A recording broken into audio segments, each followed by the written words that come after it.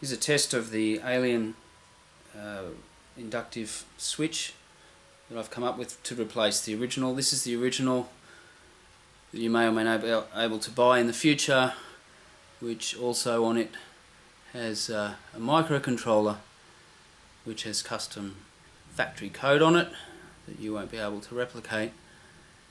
And here is a passive version, no microcontroller, just a comparator, all off-the-shelf components. I'll be making them forever, plus it's not too hard to make. All the components are not secret.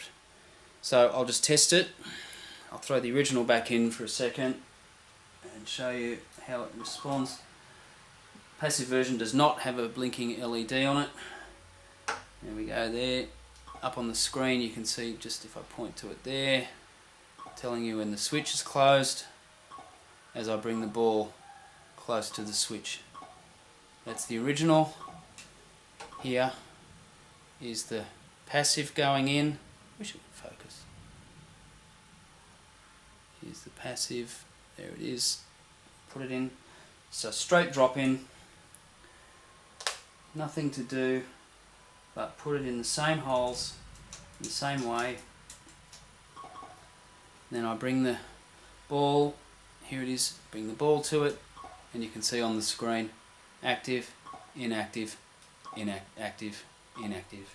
Now you get that up under the playfield properly, and then that's it working through the playfield. There's the ball near the switch and down. So I'm just holding that in place there because I've got no screws holding it up, but the circuit board just screws up there, and here's the ball going over the top of the same switch, and you can see it activating up there.